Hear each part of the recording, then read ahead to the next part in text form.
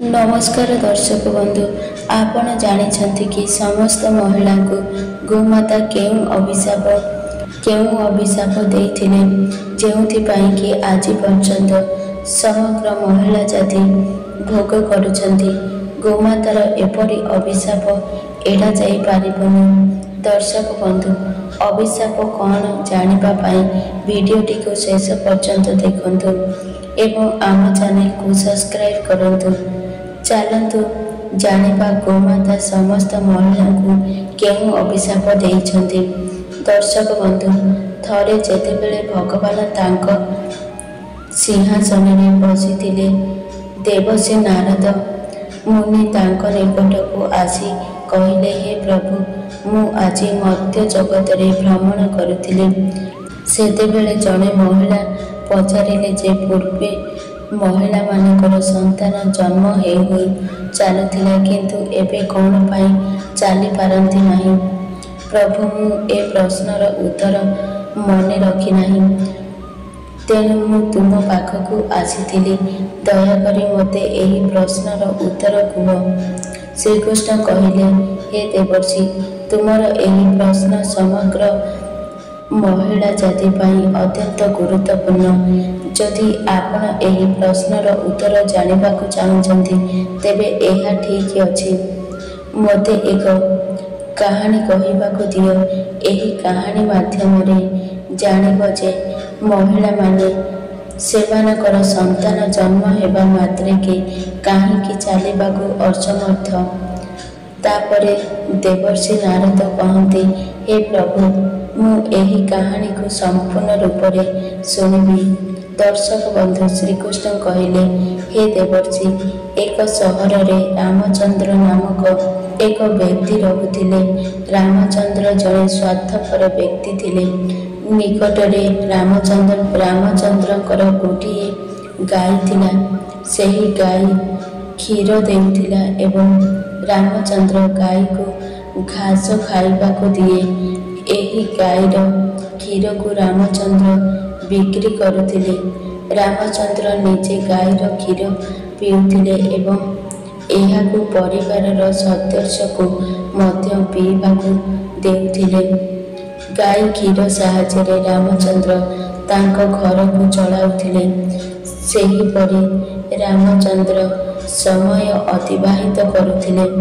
किछि दिन परे एमिति एक समय आसिला जेतेबेले गाई रामचंद्र को क्षीर देवा बंद करितिला। गाई क्षीर देवा बंद करिबा मात्रे के रामचंद्र गाई को खाइबाकु मध्य देवा बंद करितिला। आउ एमिति दिन आसिला जेतेबेले रामचंद्र गाई को बहुत पिटिले एवं गाई को नहीं जंगल रे छाड़ीदेले।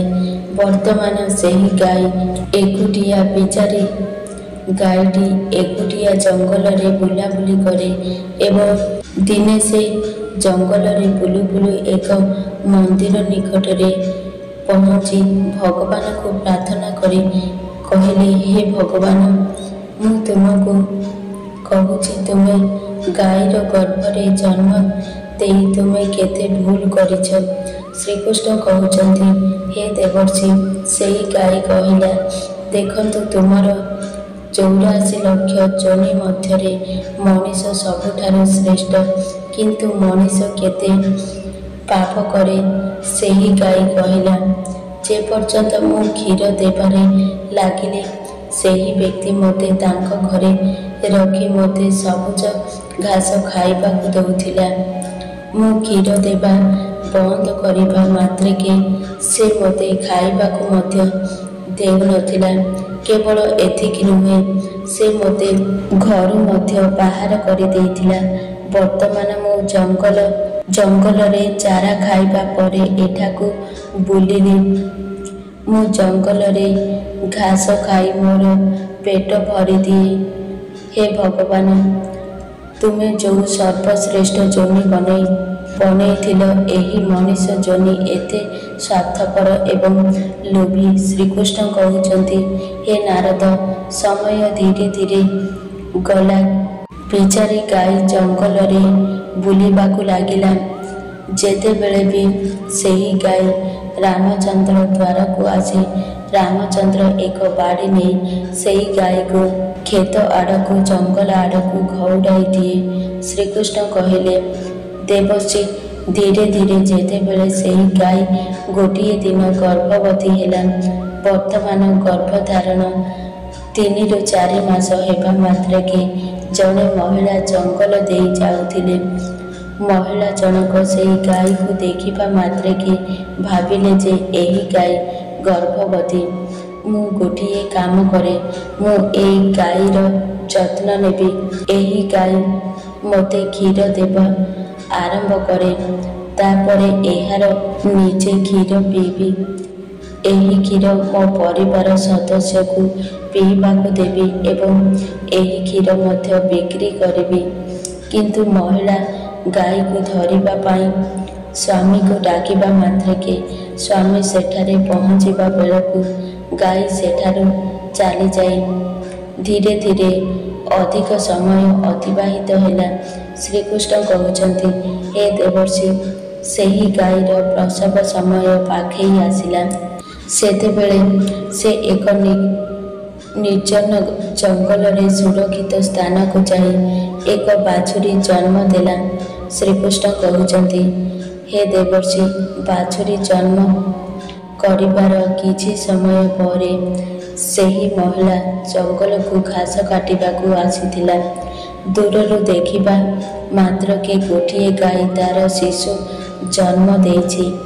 ମହିଳା ଜଣକ ତାଙ୍କ ପାଖକୁ ଯାଇ ଭଲ ଭାବରେ ଯାଇ କହିଲା, ଆରେ ଏଇ ତ ସେଇ ଗାଈ। ଏହି ଗାଈକୁ ମୁଁ ଆସିବା ପୂର୍ବରୁ ଗୋଟିଏ ବାଛୁରୀ ଜନ୍ମ ଦେଇଛି। ଏହା ଏକ ଭଲ କଥା। ମହିଳା ଭାବିଲା, ବର୍ତ୍ତମାନ ଏହି ଗାଈକୁ ଧରି ନିଶ୍ଚୟ ଭାବରେ ମୁଁ ଘରକୁ ନେଇଯିବି। ମହିଳା ଜଣକ ସ୍ୱାମୀକୁ ଡାକିବା ପାଇଁ ଯିବାବେଳେ ଗାଈ ସ୍ତ୍ରୀକୁ କହିଲା, ଆଜି ମୋ ପାଇଁ ଟିକିଏ ସାହାଯ୍ୟ କର। ମୋ ବାଛୁରୀ ତଳେ ପଡ଼ିଛି, ଏହାକୁ ଉଠାଇ ମୋ କାନ୍ଧରେ ରଖିଦିଅ। ମୁଁ ମୋ ପିଲା ସହିତ ଏକ ସୁରକ୍ଷିତ ସ୍ଥାନକୁ ଯିବି, କାରଣ ମୋ ପିଲା 8 ମାସ ପରେ ଚାଲିବ। 8 ମାସରେ ସେ ଚାଲିବା ପାଇଁ ସକ୍ଷମ ହୋଇପାରିବ। ଶ୍ରୀକୃଷ୍ଣ କହୁଛନ୍ତି, ନାରଦ ମୁନି, ପୂର୍ବରୁ ବାଛୁରୀମାନେ 8 ମାସ ପରେ ନିଜ ପାଦରେ ଚାଲୁଥିଲେ, କିନ୍ତୁ ଏବେ ନୁହେଁ। ଶ୍ରୀକୃଷ୍ଣ କହୁଛନ୍ତି, ହେ ନାରଦ, ଗାଈର ଏହି କଥା ଶୁଣିବା ମାତ୍ରକେ ସେ ଜୋରରେ ହସିବାକୁ ଲାଗିଲେ ଏବଂ କହିଲେ, ତୁମର ପିଲା ଏତେ ଅପରିଷ୍କାର ଅବସ୍ଥାରେ ପଡ଼ିଛି, ମୁଁ କାହିଁକି ତୁମକୁ ଉଠାଇ ତୁମ କାନ୍ଧରେ ରଖିବି? ମୁଁ ତୁମକୁ ସାହାଯ୍ୟ କରିପାରିବିନି। ମହିଳା ଗାଈକୁ ପରିହାସ କରିବା ମାତ୍ରକେ ବିଚାରୀ ଗାଈ ଅସହାୟ ହୋଇ ନିଜ ଛୁଆକୁ ଉଠାଇ ପାରିଲା ନାହିଁ।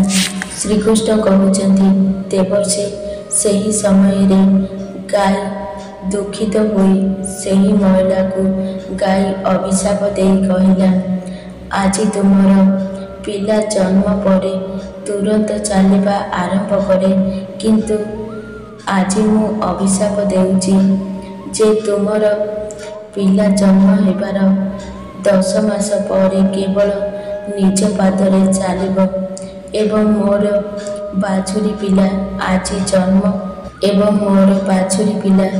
ଆଜି ଚାଲିବାରେ ସକ୍ଷମ ନୁହନ୍ତି ଏବଂ ଆଜି ଜନ୍ମ ହେବା ମାତ୍ରକେ ସେ ଶୀଘ୍ର ପାଦରେ ଚାଲିବାକୁ ସକ୍ଷମ ହେବ। ଶ୍ରୀକୃଷ୍ଣ କହୁଛନ୍ତି ଯେ ଦେବର୍ଷି, ଏହି ଅଭିଶାପ ଯୋଗୁଁ ମହିଳାଙ୍କ ପିଲାମାନେ ଜନ୍ମ ହେବା ମାତ୍ରକେ ସେମାନଙ୍କ ପାଦରେ ଚାଲିପାରିବେ ନାହିଁ। ଦର୍ଶକ ବନ୍ଧୁ, ସତ୍ୟ ଯୁଗରେ ଶୁକଦେବ ଜନ୍ମ ପରେ ତୁରନ୍ତ ତାଙ୍କ ପାଦରେ ଚାଲିବା ଆରମ୍ଭ କଲେ ଏବଂ ବ୍ୟାସଦେବ ମଧ୍ୟ ଜନ୍ମ ପରେ ତୁରନ୍ତ ତାଙ୍କ ପାଦରେ ଚାଲିବା ଆରମ୍ଭ କଲେ। ସତ୍ୟ ଯୁଗରେ ଏହା ଘଟିଥିଲା, କିନ୍ତୁ କଳି ଯୁଗରେ ନୁହେଁ। ଅନ୍ତଃପକ୍ଷେ ପିଲାଟି କଳି ଯୁଗରେ ଜନ୍ମ ହେବା ପରେ ପାଦରେ ଚାଲିବା ପାଇଁ ଏହା 9ରୁ 10 ମାସ ସମୟ ନେଇଥାନ୍ତି। ଏହାର କାରଣ ହେଉଛି ଗାଈ ସମଗ୍ର ମହିଳା ଜାତିକୁ ଅଭିଶାପ ଦେଇଥିଲେ। ସେହି ଦିନଠାରୁ ସମସ୍ତ ମହିଳାଙ୍କର ଏହି ପ୍ରକ୍ରିୟା ଆରମ୍ଭ ହେଲା। ଯେଉଁମାନେ ସେମାନଙ୍କର ସନ୍ତାନ ଜନ୍ମ ହେବା ମାତ୍ରକେ ଚାଲିବା ଆରମ୍ଭ କରିଥିଲେ ଆଉ ଚାଲିପାରିଲେ ନାହିଁ। ଗାଈର ଅଭିଶାପ ହେତୁ ଜଣେ ମହିଳାଙ୍କ ସନ୍ତାନ କେବଳ 9ରୁ 10 ମାସ ଚାଲିବାରେ ସକ୍ଷମ ହୁଏ। ବାଛୁରୀ ଜନ୍ମ ହେବା ମାତ୍ରକେ ନିଜ ପାଦରେ ଚାଲିବାକୁ ଲାଗିଲା। ସେଥିପାଇଁ ଜଣଙ୍କର ଆତ୍ମାକୁ କେବେ କଷ୍ଟ ଦେବା କଥା ନୁହେଁ। ଏହା ହେଉଛି ସନାତନ ଧର୍ମର ସବୁଠାରୁ ବଡ଼ ଧର୍ମ। ଗୋସ୍ୱାମୀ ତୁଳସୀ ଦାସ ଲେଖିଛନ୍ତି, କିନ୍ତୁ ଏହା ଏକ ସରଳ ଧର୍ମ ନୁହେଁ। ଦର୍ଶକ ବନ୍ଧୁ, ଅନ୍ୟମାନଙ୍କ ଦୁଃଖରେ ଦୁଃଖିତ ହେବା ଏବଂ ଅନ୍ୟମାନଙ୍କ ପାଇଁ ଉପଯୋଗୀ ହେବା ସର୍ବଶ୍ରେଷ୍ଠ ଧର୍ମ ଭାବରେ ବିବେଚନା କରାଯାଏ। ଆମେ ଅସହାୟ ପ୍ରାଣୀ ଏବଂ ପକ୍ଷୀକୁ ସାହାଯ୍ୟ କରିବା ଉଚିତ। ଗାଈର ଅଭିଶାପ ହେତୁ ସମସ୍ତ ପଶୁ ଏବଂ ପକ୍ଷୀମାନଙ୍କର ସନ୍ତାନ ଜନ୍ମ ହେବା ପରେ ତୁରନ୍ତ ଚାଲିବା ଆରମ୍ଭ କରନ୍ତି, କିନ୍ତୁ ଏହା ମହିଳା ପିଲାମାନଙ୍କ ଉପରେ ପ୍ରତିକୂଳ ପ୍ରଭାବ ପକାଇଥିଲା ଯେ ଜନ୍ମ ପରେ ସଙ୍ଗେ ସଙ୍ଗେ ମହିଳାଙ୍କ ପିଲା ଚାଲିପାରିବ ନାହିଁ। ଜଣେ ମହିଳାଙ୍କ ଭୁଲ ହେତୁ ସମଗ୍ର ମାନବ ଜାତିର ମହିଳାମାନେ ଅଭିଶାପର ସମ୍ମୁଖୀନ ହୋଇଛନ୍ତି।